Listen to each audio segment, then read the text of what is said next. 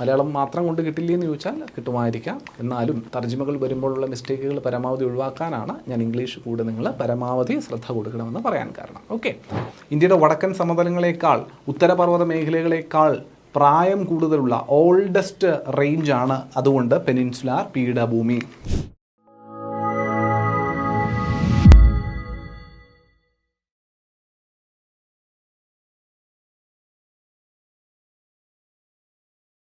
എല്ലാവർക്കും ഒരിക്കൽ കൂടി നമസ്കാരം. സഹകാരി PSCയുടെ മറ്റൊരു ഇന്ത്യൻ ജിയോഗ്രഫി ക്ലാസ്സിലേക്ക് എല്ലാവർക്കും സ്വാഗതം. ഇന്നത്തെ ഇന്ത്യൻ ജിയോഗ്രഫിയിൽ നമ്മൾ ഡിസ്കസ് ചെയ്യാൻ പോകുന്നത് ഇന്ത്യൻ ഫിസിയോഗ്രഫിക് ഡിവിഷനുകളിലെ ആദ്യ 2 പ്രധാനപ്പെട്ട ഭാഗങ്ങൾക്ക് ശേഷം വരുന്ന മൂന്നാമത്തെ റീജിയനായിട്ടുള്ള നമ്മുടെ പെനിൻസുലാർ പീഠഭൂമി എന്ന് പറയുന്ന പ്രദേശമാണ് പെനിൻസുലാർ പ്ലാറ്റ്യൂ. ഉത്തരമഹാസമതലങ്ങളും ഉത്തര പർവ്വത മേഖലയും ഒക്കെയാണ് നമ്മൾ ഇതിനു മുൻപ് നോക്കിയ 2 പ്രധാനപ്പെട്ട ഡിവിഷനുകൾ. വളരെ ഡീറ്റെയിൽഡ് ആയിട്ട് നമ്മൾ ആ ഡിവിഷനുകളെ കണ്ടു, അതുമായി ബന്ധപ്പെട്ട MCQs ചെയ്തു പോയി. ഇന്ന് ഈ ഒരു സെഷനിൽ നമ്മൾ ഡിസ്കസ് ചെയ്യാൻ ഉദ്ദേശിക്കുന്നത് 2 ഭാഗമായിട്ട് നിങ്ങൾക്ക് ഡെക്കാൻ പ്ലാറ്റ്യൂ അല്ലെങ്കിൽ പെനിൻസുലാർ പ്ലാറ്റ്യൂവിനെ തരാം എന്ന് തന്നെയാണ് കരുതുന്നത്. ഒറ്റയടിക്ക് ഒരുപാട് കണ്ടന്റ് എന്നുള്ളതല്ലാണ്ട്. അപ്പോൾ ഇന്നത്തെ ഈ ഒരു ആദ്യ ഭാഗത്തിൽ പെനിൻസുലാർ പ്ലാറ്റ്യൂവിൻ്റെ ഉപദ്വീപീയ പീഠഭൂമിയുടെ ആദ്യ ഭാഗമായ ഇന്നത്തെ ഈ ഒരു സെഷനിൽ നമ്മൾ ആസ് യൂഷ്വൽ എപ്പോഴും ചെയ്യുന്ന പോലെ ഈ ഡിവിഷനുകളുമായി ബന്ധപ്പെട്ട് വരുന്ന ക്ലാസിഫിക്കേഷൻ്റെ കുറച്ച് ഭാഗങ്ങൾ നമ്മളിവിടെ നോക്കും. ബാക്കി 2ാം ഭാഗമായിട്ട് ഡിസ്കസ് ചെയ്യാം. ഈ ഡെക്കാൻ പീഠഭൂമി എന്ന അല്ലെങ്കിൽ പെനിൻസുലാർ പീഠഭൂമി എന്ന പ്രദേശവുമായി ബന്ധപ്പെട്ടും നമുക്ക് ഒട്ടനവധി ചോദ്യങ്ങൾ കാണുന്നത് വളരെ പതിവായി നിൽക്കുന്നത് കാണാം. ഇപ്പോൾ ഫോർ എക്സാമ്പിൾ ഇതൊരു ചോദ്യം കണ്ടോ, consider the following statements. 2 statement തന്നിട്ട് ഇതിൽ ഏതാണ് ശരി ഏതാണ് തെറ്റ്, എന്താണ് ശരിയായ എക്സ്പ്ലനേഷൻ എന്നതുമായി ബന്ധപ്പെട്ടൊരു ചോദ്യം വരുന്നു. The Deccan plateau is primarily composed of metamorphosed rock. 2ാമത്തെ statement the Deccan plateau was formed due to volcanic activity during Cretaceous period.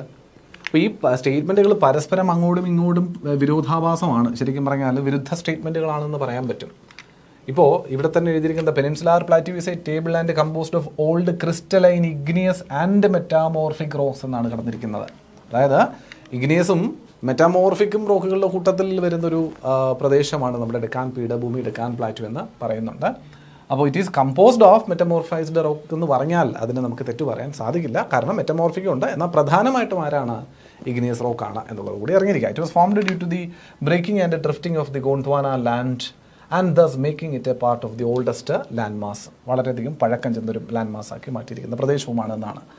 പിന്നെയും പറയുന്നുണ്ട് peninsular plateau made of hard crystalline rock form the oldest and most extensive physical division of India. Crystalline എന്നതുകൊണ്ട് ഉദ്ദേശിക്കുന്നത് ഇവിടെ കൂടുതലും metamorphic അല്ല, ഇഗ്നിയസിനെയാണ് ഉദ്ദേശിക്കുന്നത് കേട്ടോ. Called black cottons. Red soil also occurs in large quantities. The soil formed by weathering of igneous and metamorphic rock is comparatively less fertile. Again, അപ്പോൾ ഇതിൽ നിന്ന് നമുക്കിത് എന്താ പറയുക, 2ഉം അടങ്ങുന്ന ഇഗ്നിയസും എന്നാൽ മെറ്റമോർഫിക്കും അടങ്ങുന്ന ഒരു പ്രദേശമാണെന്നും ക്രിട്ടേഷ്യസ് പീരീഡിലെ വോൾക്കാനിക് ആക്ടിവിറ്റി കാരണം രൂപീകൃതമായ പ്രദേശമാണ് എന്നതും നമുക്ക് അസ്യൂം ചെയ്യാൻ പറ്റും. അതുപോലെ മറ്റൊരു ചോദ്യം, വൈവിധ്യമാർന്ന സവിശേഷതകളാൽ സമ്പന്നമാണ് ഉപദ്വീപീയ പീഠഭൂമി. ചുവടെ ചേർക്കുന്ന പ്രസ്താവനകളിൽ നിന്ന് യോജിച്ച വസ്തുത തിരഞ്ഞെടുക്കുക. 1. ഉഷ്ണമേഖല ഇലപൊഴിയും കാടുകൾ ഉൾപ്പെടുന്ന പ്രദേശം. റെയിൻ ഫോറസ്റ്റ് അല്ല, deciduous forest. Tropical deciduous forest ആണ് കേട്ടോ. ഉഷ്ണമേഖല ഇലപൊഴിയും ട്രോപ്പിക്കൽ ഡെസിഡിയസ് ഫോറസ്റ്റ് ഉൾപ്പെടുന്ന പ്രദേശം. മഹാനദി ഗോദാവരി എന്നീ നദികളുടെ ഉത്ഭവ പ്രദേശം. മഹാനദി ഗോദാവരി പോലുള്ള നദികളുടെ ഉത്ഭവ പ്രദേശം മഹാനദി ഗോദാവരി പോലുള്ള നദികളുടെ ഉത്ഭവ പ്രദേശം. ഈ 2 നദികളെ നമ്മൾ ഉപദ്വീപീയ നദികൾ അല്ലെങ്കിൽ പെനിൻസുലാർ റിവർ എന്ന് തന്നെയാണ് പേരിട്ട് വിളിക്കുക. എങ്കിൽ ഈ 2 നദികളും ഉത്ഭവിക്കുന്നത് ഉപദ്വീപീയ പീഠഭൂമിയിൽ നിന്ന് തന്നെയാണ്, നിസ്സംശയം പറയുക. പിടികിട്ടുന്നുണ്ടോ? അപ്പോൾ 2ാമത്തെ സ്റ്റേറ്റ്മെൻറ്റ് നിസ്സംശയം ശരിയെന്ന് പറയാം. യാതൊരു വ്യാകുലതകളും യാതൊരു കൺഫ്യൂഷനും ഇല്ലാണ്ട് തന്നെ ആ സ്റ്റേറ്റ്മെൻറ്റ് ശരി എന്നത് നമുക്ക് ഉറപ്പിക്കാൻ സാധിക്കും. 2 ശരിയാണ്. 2 ശരിയാണെങ്കിൽ ഇത് പോയി, ഇതും പോയി. 3. ധാതുക്കളുടെ കലവറ എന്ന് വിളിക്കുന്നു എന്ന് പറയുന്നു. തീർച്ചയായിട്ടും ധാതു കലവറ എന്ന് വിളിക്കുന്ന ഇന്ത്യയുടെ ഭൂപ്രദേശമാണ് ശരിക്കും ഉപദ്വീപീയ പീഠഭൂമി എന്ന് പറയുന്നത്. അപ്പോൾ അത് ശരിയാണ്. അപ്പോൾ 3ാമത്തെ സ്റ്റേറ്റ്മെൻറ്റും എന്തുകൊണ്ടും ശരി തന്നെയാണ്. ഇനി 4, ഇന്ത്യയുടെ ധാന്യപുര എന്നറിയുന്നു. തെറ്റ്. അപ്പോൾ ഓപ്ഷൻ എയും പോയി, option C is the right answer. പിടികിട്ടിയല്ലോ. ഇങ്ങനെ നമുക്ക് കണ്ടെത്തുക എന്നുള്ളതാണ്. ഇന്ത്യയുടെ ധാന്യപുര എന്നറിയുന്നത് ഉത്തര മഹാസമതലമാണ്.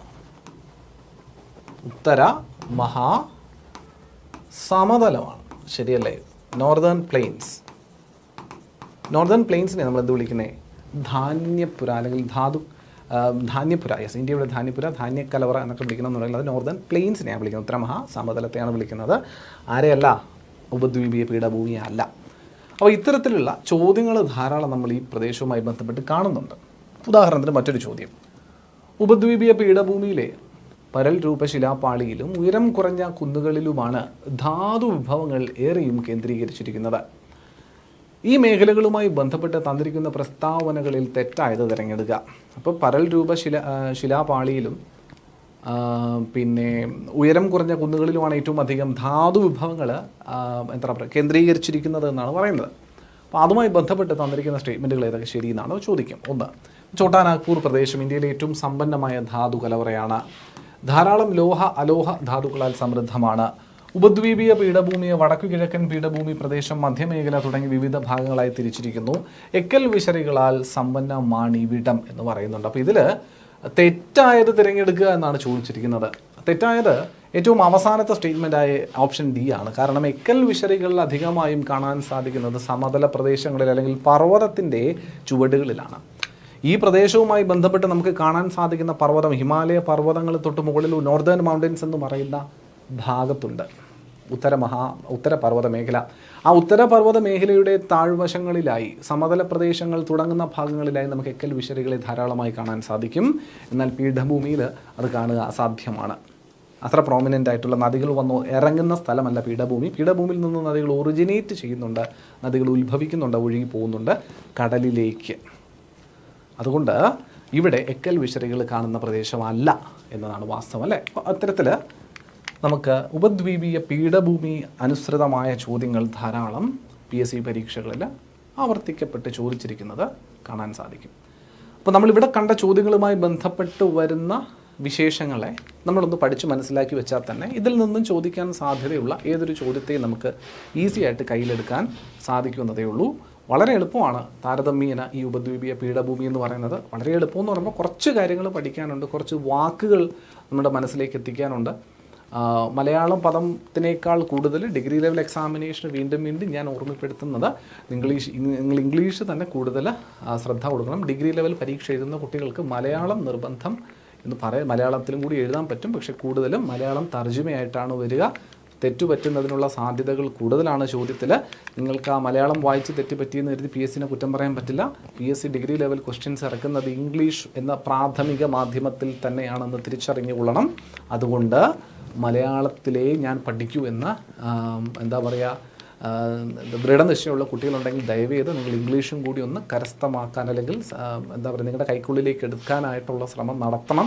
ഡിഗ്രി ലെവൽ എക്സാമിനേഷൻ നോക്കുന്ന കുട്ടികൾക്ക് മലയാളം മാത്രം കൊണ്ട് കിട്ടില്ലെന്ന് ചോദിച്ചാൽ കിട്ടുമായിരിക്കാം. എന്നാലും തർജ്ജിമകൾ വരുമ്പോഴുള്ള മിസ്റ്റേക്കുകൾ പരമാവധി ഒഴിവാക്കാനാണ് ഞാൻ ഇംഗ്ലീഷ് കൂടെ നിങ്ങൾ പരമാവധി ശ്രദ്ധ കൊടുക്കണമെന്ന് പറയാൻ കാരണം. ഓക്കെ, 10th +2 ലെവൽ എക്സാമിനേഷൻ്റെ കാര്യത്തിൽ യാതൊരു കുഴപ്പമില്ല, മലയാളം മാത്രം മതി നമുക്ക്.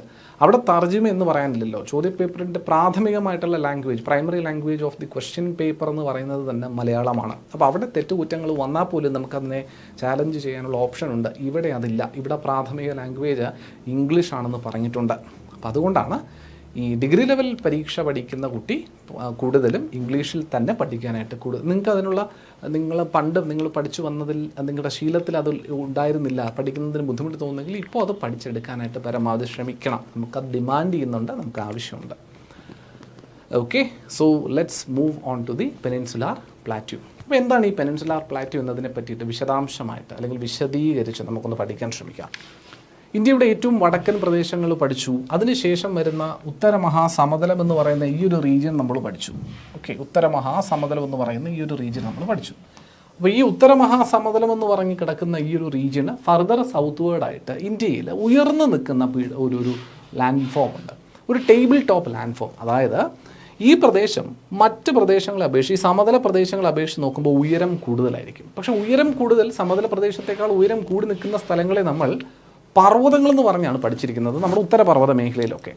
പക്ഷേ ഇവിടെ പർവ്വതങ്ങൾ പോലെ വളരെ കൂർത്ത എന്താ പറയുക മുനയുള്ളതുപോലുള്ള രീതിയിലുള്ള എസ്റ്റാബ്ലിഷ്മെൻറ്റുകളല്ല, ലാൻഡുകളല്ല ഇത് ഇവിടെ കാണുക. പിന്നെന്താ, വളരെ പരന്ന വിശാലമായ എന്നാൽ മറ്റ് സമീപ പ്രദേശത്തെ അപേക്ഷിച്ച് ഉയരം കൂടുതലുള്ള പ്രദേശങ്ങളാണ്. പക്ഷെ വളരെയധികം വിസ്തൃതമായ പ്രദേശങ്ങളാണ്, വളരെയധികം വിസ്തൃതമായിട്ടുള്ള പ്രദേശങ്ങളാണെന്ന് മനസ്സിലാക്കുക. പക്ഷെ താരതമ്യേന ഉയരം കൂടുതലാണോ? തീർച്ചയായിട്ടും ഉയരം കൂടുതലുമാണ് താൻ. അത്തരത്തിൽ ഉയർന്നു നിൽക്കുന്ന സമീപ പ്രദേശത്തു നിന്നും സമതല പ്രദേശത്തു നിന്നും ഉയർന്നു നിൽക്കുന്ന പരന്ന വിശാലമായ ഭൂപ്രകൃതിയെ വിളിക്കുന്ന പേരാണ് പ്ലാറ്റ്യൂ അഥവാ പീഠഭൂമി എന്ന് പറയും. പ്ലാറ്റ്യൂ അഥവാ പീഠഭൂമി. ഇന്ത്യയിൽ ഈ കടലിലേക്ക് ഇറങ്ങി നിൽക്കുന്ന 3 വശവും കടലാൽ ചുറ്റപ്പെട്ട് നിൽക്കുന്ന ഒരു പ്രദേശത്താണ് ഈ ഒരു പീഠഭൂമിയുടെ ഒട്ടുമുക്കാൽ ഭാഗവും അടങ്ങിയിരിക്കുന്നതിനാൽ എന്നതുകൊണ്ടാണ് പിന്നെ ഈ പ്രദേശത്തിനെ ഉപദ്വീപീയ അല്ലെങ്കിൽ പെനിൻസുലാർ പ്ലാറ്റ്യൂ എന്ന് വിളിച്ചത്. പിടികിട്ടുന്നുണ്ടോ? ഉപദ്വീപീയ പീഠഭൂമി, ഉപദ്വീപ് അല്ലെ, 3 വശവും വെള്ളത്താൽ ചുറ്റപ്പെട്ട് നിൽക്കുന്ന സ്ഥലം. പെനിൻസുലാർ എന്നുള്ള ഇതിൽ നമ്മൾ വിളിക്കുക. പിടികിട്ടുന്നുണ്ടോ? So the peninsular plateau is a triangular shaped tableland. Triangular എന്ന് പറയുമ്പോൾ കൃത്യമായ ട്രയാങ്കിൾ അല്ല, എന്നിരുന്നാലും ഏറെക്കുറെ ഒരു ട്രയാങ്കുലാർ ഷേപ്പ്. ഇപ്പോൾ ഒന്ന് വരയ്ക്കാൻ ശ്രമിക്കുവാണെങ്കിൽ ഏറെക്കുറെ എനിക്കിങ്ങനെ എന്ന് പറഞ്ഞൂടെ? കണ്ടോ? ഏറെക്കുറെ ഒരു ട്രയാങ്കിളിൻ്റെ ഷേപ്പ് പോലെ ഇരിക്കുന്നു എന്ന രീതിയിൽ പറയാമെന്നതുകൊണ്ടാണ് അതിനെ ഒരു ട്രയാങ്കുലർ ഷേപ്ഡ് ടേബിൾ ലാൻഡ് എന്ന് പറയുന്നത്. It is part of the ancient land called Gondwana level which covers approximately 5 lakh square kilometer. ഈ ഒരു പ്രദേശം 5 ലക്ഷം കിലോമീറ്റർ സ്ക്വയർ ചതുരശ്ര കിലോമീറ്ററാണ് വിസ്തൃതി ഉണ്ടാക്കുന്നത് ഇന്ത്യയിൽ എന്നുള്ളത് മനസ്സിലാക്കുക. ഇത് പണ്ട് ഇന്ത്യൻ പ്ലേറ്റ് ഭാഗമായിരുന്ന ഗോണ്ട്വാന ലാൻഡ് മാസ്. എന്താണ് ഗോണ്ട്വാന ലാൻഡ് മാസ്? ഗോണ്ട്വാന എന്ന ഭൂമിയുടെ ഭാഗമായിരുന്ന പ്രദേശമാണ് ഈ ഡെക്കാൻ പ്ലാറ്റ്യൂ എന്ന് പറയുന്നത്. ഏൻഷ്യൻ്റ് ഗോണ്ട്വാന. അത് ശരിക്കും പറഞ്ഞാൽ ഇത് മാത്രമല്ല, നമ്മുടെ എൻ്റയർ ഇന്ത്യൻ പ്ലേറ്റ് എന്ന് പറയുന്നത് ഈ ഗോണ്ട്വാനയുടെ ഭാഗമാണ്. പക്ഷേ ഹിമാലയ പർവ്വതവും നോർത്തേൺ പ്ലെയിൻസും ഒന്നും ഗോണ്ട്വാനയുടെ ഭാഗമല്ല. കാരണം ഹിമാലയം ഉണ്ടായത് ഈ ഗോണ്ട്വാനയുടെ ഭാഗമായിരുന്ന ഇന്ത്യൻ സബ് കോണ്ടിനെൻ്റ് അല്ലെങ്കിൽ ഇന്ത്യൻ പ്ലേറ്റ് അവിടെ നിന്ന് വിട്ടുമാറി യൂറേഷ്യൻ പ്ലേറ്റുമായിട്ട് കൂട്ടിമുട്ടിയതിന് ശേഷം ഉണ്ടായ സാധനമാണ് ഹിമാലയം ആണല്ലോ.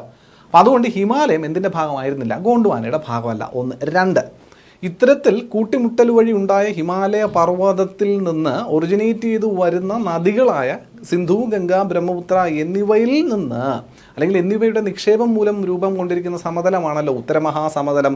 അതുകൊണ്ട് ഈ ഉത്തരമഹാസമതലത്തിൻ്റെയും അതുകൊണ്ടാണ് ഞാൻ ഗോണ്ട്വാനയുടെ ഭാഗമായിരുന്നു എന്ന് പറയാതിരുന്നത്.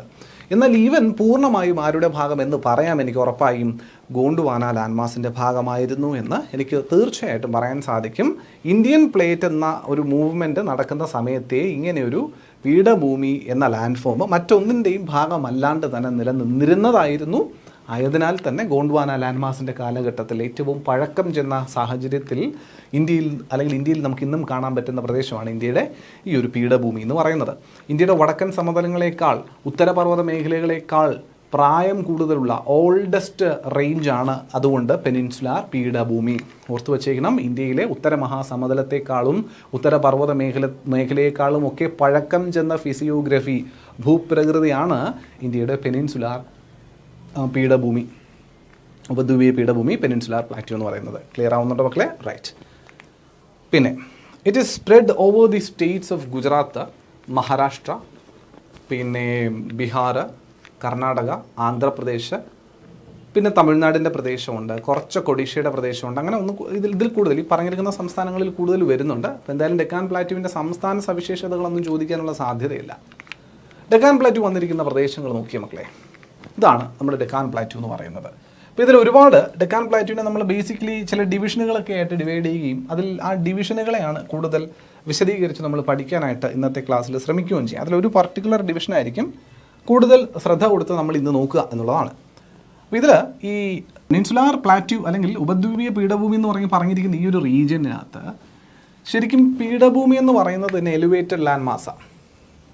ഇങ്ങനെയാണ് നിൽക്കുന്നത്. ഞാൻ പറഞ്ഞു അപ്പുറം പ്ലെയിൻസ്, ഇത് പ്ലെയിൻസ്, ഇവിടെ പ്ലെയിനാണത്, പ്ലെയിൻസ്. ആ പ്ലെയിൻസിൽ നിന്നും ഏതോ പർവ്വതം വഴിയോ മറ്റോ ഉയർന്ന് നിൽക്കുന്ന അപ്ലിഫ്റ്റഡ് ആയിട്ടുള്ള ലാൻഡ് ഫോമാണ്. ഇതാണ് ഉപദ്വീപീയ പീഠഭൂമി, ഇതാണ് പ്ലാറ്റ്യൂ. ഇതാണ് പ്ലാറ്റ്യൂ എന്ന് പറയുന്ന പ്രദേശം. ഇതൊട്ട് ഇതുവരെയുള്ളതാണ് പ്ലാറ്റ്യൂ. ഈ പ്ലാറ്റ്യൂവിൻ്റെ അപ്പുറം വേറെയാണ് സമതലം, ഇത് പ്ലെയിൻസാണ്.